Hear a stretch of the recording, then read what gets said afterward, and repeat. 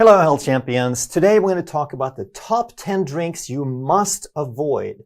So many people today pay attention to what they eat, but it's almost like an afterthought. Everywhere people go, they have to have a drink. They walk, they drive, they carry a drink. And if they don't pay attention to what that drink is, that can really get them in trouble. Number 10 are non-dairy creamers. And we're going to do these in reverse order, so we'll finish off with the worst one. But even number 10 is pretty bad. These can come in a powder form or a liquid form, but very often outside of water, the first ingredient will be something like corn syrup solids or high fructose corn sweetener. And often the second ingredient would be hydrogenated vegetable oil. So here we have a really bad fat and they turn it worse by hydrogenating, turning it into a trans fat, which is basically like a plastic substance that's completely foreign to your body. And a lot of people pick non-dairy creamers because they're trying to avoid dairy, but often they put sodium caseinate in to give it certain consistency. And guess what? Casein is a milk protein. So even though you're trying to avoid dairy, you're probably still getting some. And then there's a whole list of the chemicals like preservatives, artificial flavor, artificial color, and none of this are things that you want in your body. Number 9 is flavored water. And don't get me wrong, this could be a good product, but very often it isn't. So you have to watch for what's in there. Sometimes they tease you and brag about the fact that this is made with real fruit juice and it could be up to 3%. Well, that wouldn't be a terrible thing if that's all it was, and then they had some natural things like essential oils for flavoring. But very often this is just the tip of the iceberg and they put some other sugar or artificial sweeteners in there. So some of the things you want to watch for are artificial flavors, added sugar that they might disguise as agave or something like that. Artificial sweeteners, of course, you want to avoid, and artificial colors. So these could be a good thing, but very often they're just chemical concoctions again. Number 8 is chocolate milk. And this could be in a bottle in a liquid form, or it could be one of those instant mixes that you just blend and mix with hot water. And it also includes all of these alternatives. So if they make a milk alternative like vanilla milk or chocolate milk from rice or soy or something, then you still have to watch out for the other stuff that they put in there. So very often they load these up with sugar and or high fructose corn syrup. And one example was a brand where you get a 12-ounce bottle that has 36 grams of sugar in there. And most of this is added sugar because they don't even use milk. They just use water and powders of various different kinds. And you would think with all that sugar in there, this would be sweet enough. But in some brands like Yoo-hoo, they still add additional artificial sweeteners like sucralose. And of course, a lot of these people are so addicted that they're just looking for that sugar high and that sweet taste. And in most of these products, you're going to find the usual list of preservatives, artificial color, artificial flavor, the chemical cocktail. But even with all of this, I found several places where they proclaimed the health benefits of chocolate milk. They still think that this is a good thing for you. So here's what WebMD had to say about chocolate milk. They said that this is a very healthy treat. It has lots of calcium on the positive side. But of course, the calcium in pasteurized milk and processed products is very, very poorly available. So it's basically useless as a source of calcium. Also, the protein is not very absorbable, not that you get a whole lot in milk of this kind. On the downside, they say that lactose is a problem. So when most people think about milk being an issue, all they've heard is lactose. They don't realize that what most people are sensitive to is the proteins in milk. And of course, if you have a problem with lactose, then that's not a good thing, but it's usually not the top thing to be concerned with. And then on top of the lactose, they have, of course, tons of added sugar, and they admit that that may not be such a great thing, but they claim that the main problem with added sugar is that it adds calories. And then calories, they believe, is the cause of obesity, and then they think that obesity causes disease. So everywhere you look, you get this sequence, this rationale that sugar adds calories, leads to obesity, leads to disease. And this is true to a point, but we have to get this straight. There are plenty of things that are super healthy for you, like a steak or an avocado, that have plenty more calories than sugar. So that's not what we need to be concerned with. But here's the official model, that sugar has calories that lead to obesity, which in turn leads to dis-ease. And we have to understand this is not the order of which it happens. What we need to understand is that sugar is the number one reason, cause involved in the mechanism of insulin resistance and non-alcoholic fatty liver disease, right? Which is rampant. 88% of the population has some degree of insulin resistance, and it's creeping down, hitting people younger and younger. And non-alcoholic fatty liver disease is what happens when we consume too much sugar, and we'll talk about that. And then these two things is what causes disease and obesity. So we have to understand the direction of the causation, because otherwise we're always going to attack these from the wrong direction. So yes, sugar is the problem. The reason is not because it has calories. It's because it screws up your hormones. It messes up your metabolic balance and system, causing insulin resistance. So that is the cause of both obesity and disease. Obesity doesn't cause anything. It's correlated with disease and insulin resistance. So if we understand that, now we can start attacking it from the right direction. Number 7 is sweetened tea and coffee drinks. And here I'm referring to the popular trendy drinks in coffee shops. So chai lattes and frappuccinos and so forth. So these are really nothing more than sugar bombs. In a single drink, you could get as much as 80 grams of sugar. So just imagine you think you're just ordering a nice beverage and they toss in this much sugar in a single drink, depending on the size. But that doesn't even include some of the toppings. That's just the basic configuration of that drink in a large size. So you might as well walk into one of those places and say, "Can I please have a cup of diabetes to go?"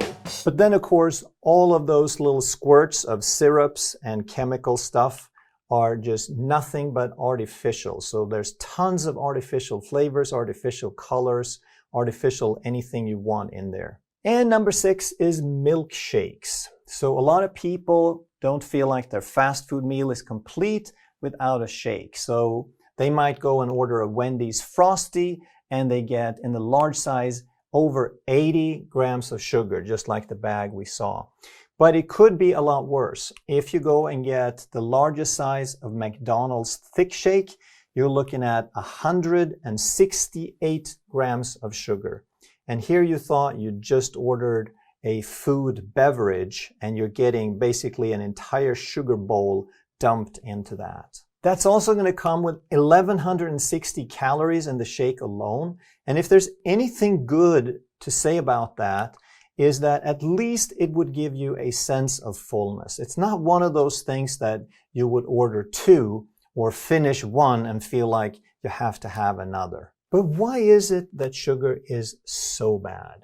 Well, there's different kinds of sugar, and we have to understand that a lot of the different ones that are sold under different names are really just as bad. So sugar, the white crystals, that's sucrose.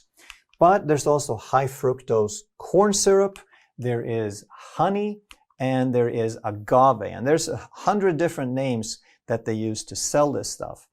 But we have to understand what these have in common and why some other things like lactose is quite different. So I would group these four together, but lactose, even though it's a sugar, is totally different. So here's your crash course in sugar, and this is really a minimum of what everyone should understand about sugar. This is called glucose. It has 6 carbons in a ring, and this is called fructose, which has 5 carbons in a ring. That doesn't really matter, it's just what they look like. They're both 6 carbons. The fructose has a little carbon hanging off to the side. But this is a disaccharide, 2 sugars. And all of the ones up here, the sugar, honey, agave, and high fructose corn syrup, they start out exactly like this. And now glucose, if we talk about glycemic index, which is how quickly these raise blood sugar, that's one of the problems. So the glycemic index of glucose is 100. The glycemic index of fructose is 25. And why is that? Because glucose is ready to go into the bloodstream directly. That's why it's called blood glucose. But the fructose cannot get in and cause blood sugar, blood glucose, because it isn't glucose. Fructose has to take another pathway through the liver. And this is why the fructose is so bad. That's why all the sugars with fructose are much, much worse than any sugars without it. So lactose, for example, has 1 part glucose, but it has 1 part of something else. It doesn't have any of the fructose. So lactose is not a burden on the liver. And the reason fructose is such a burden on the liver is that glucose can be absorbed, can be utilized by every cell in the body. You have 40 trillion cells. If you weigh 180 pounds, you have 180 pounds worth of cells that can use glucose, but you only have 3 pounds of liver that can use fructose. So if you eat 100 grams, then there's going to be 50 grams of glucose for all the cells, but it's going to be 50 grams of fructose that can only go through the liver, that has a tremendous potential of overloading the liver and causing fatty liver disease. And this is why we see non-alcoholic fatty livers in 8-year-olds. So we have to understand there's 2 bad things about sugar. One is that it can raise blood sugar too fast, and we have to release insulin and become insulin resistant.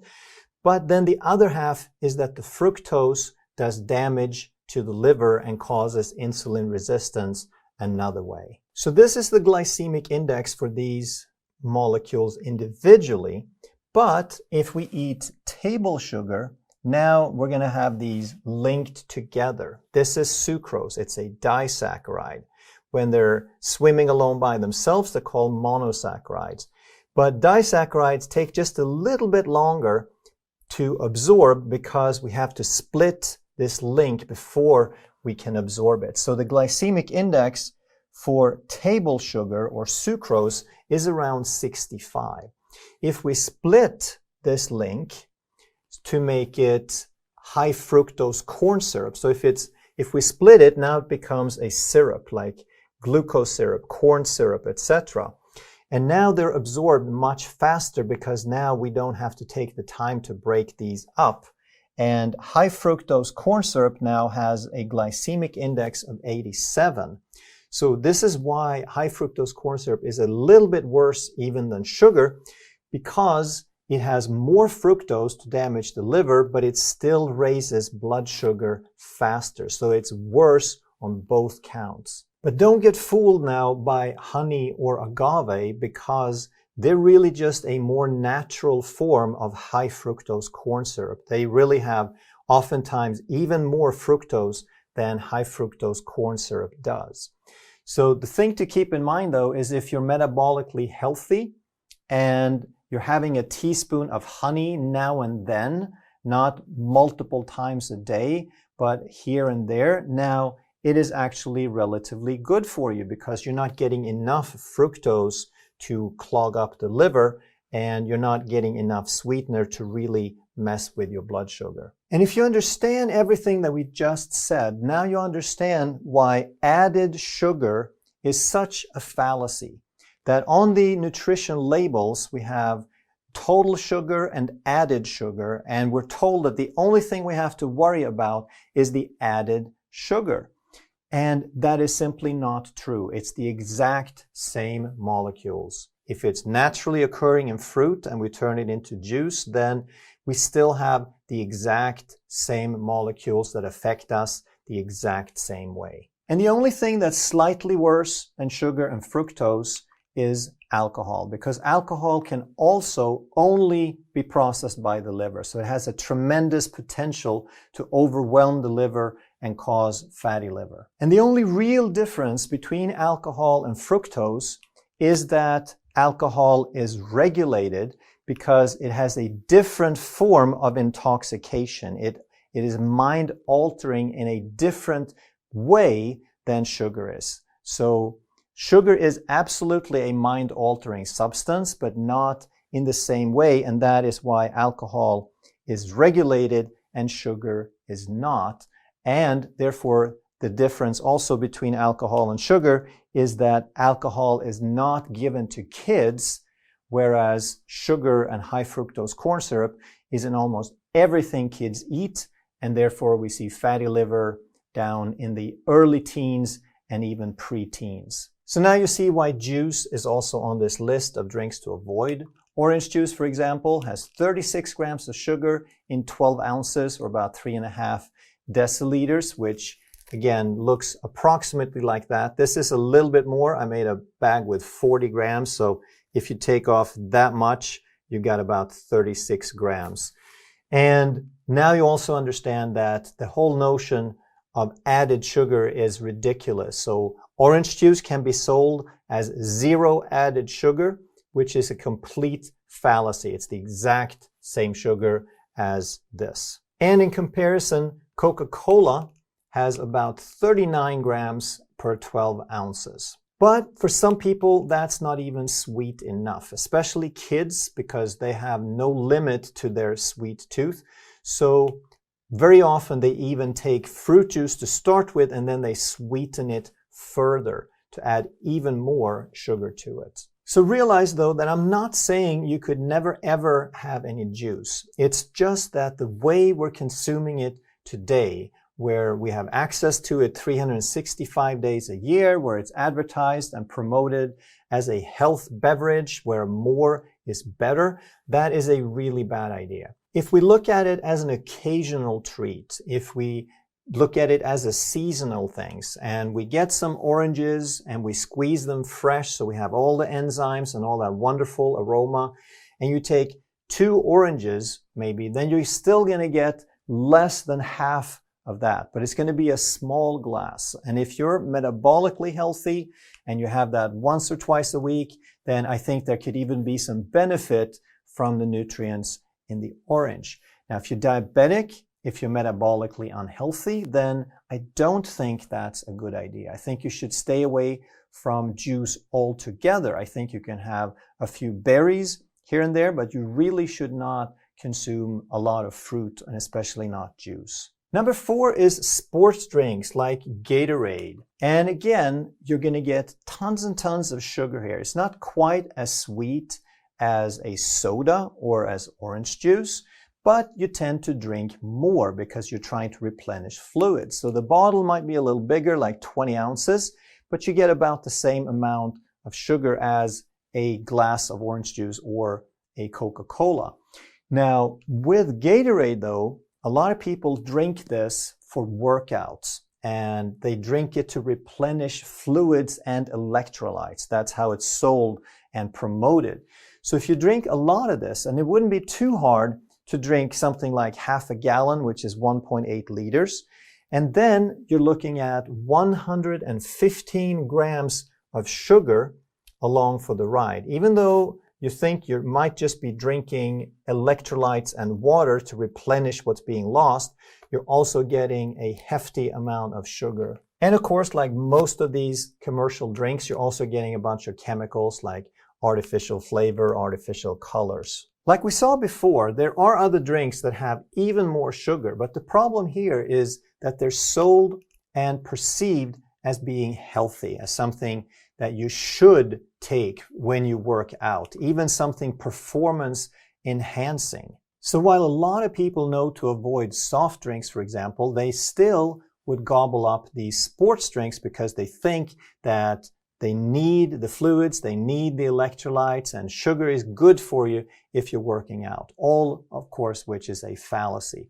The only thing that you're getting other than water, which could actually be beneficial during a workout, is sodium, which is an electrolyte. They do sprinkle a tiny bit of potassium, but it's really negligible the amount you're getting. So if you want to make your own sports drink, then just put a quarter teaspoon or a third of a teaspoon of salt into your water that you're going to drink for your workout, and you basically have all the benefits of a sports drink, but at a substantial cost savings, because that sodium is going to run you about 0.4 cents. Number 3 is energy drinks. And like all the other drinks we talked about, this is basically just sugar water or something even worse, artificial. Now the difference here is that they've added a stimulant, and the vast majority of this stimulant is going to be caffeine, which is basically the same thing as you would get in coffee. So if you want to avoid all that sugar, you could just have a cup of coffee. I don't recommend consuming it for that reason. I think you can have a cup or two if you like the flavor, but you shouldn't start adding more and more and start just chain drinking coffee all day long to try to get energy. Because here's the thing, can it really give you energy? That's how they're promoted. That's how they're sold to us. But the only way the body makes energy is from a fuel source and from oxygen. That's how we make energy.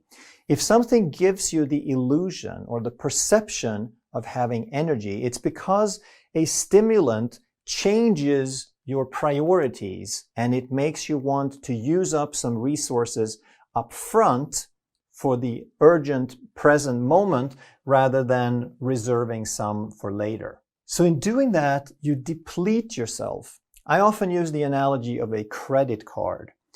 If you don't understand how credit cards really work, a credit card might give you the sense of wealth. It gives you the illusion that you have a lot of buying power. But the problem is, whatever you spend up front, you're going to have to pay back later. And just like credit cards, you got to pay this back with interest. Number 2 is sweet tea. We're talking about iced tea. In some parts of the world, they might drink sweetened iced coffee, but here in the American South, they drink sweet tea. So by default, if you just ask for tea, you will get iced tea and you will get it very sweet. If you want anything different, you have to specify that you want hot tea, or you have to specify that you want unsweet iced tea. Otherwise, you're going to get it loaded up with sugar. And the tradition of iced tea goes way, way back, and they used it as a thirst quencher because here in the summers, it gets very, very hot. So people would sip this all day long with ice to cool themselves and to replenish fluids. The problem, of course, is if it's very sweet and you sip it all day long, you're going to get way more sugar than you realize. So if you go to the store, and a popular grocery store here is called Publix. If you buy a gallon, which is very inexpensive, so you can buy tons of this, you're going to get 352 grams of sugar.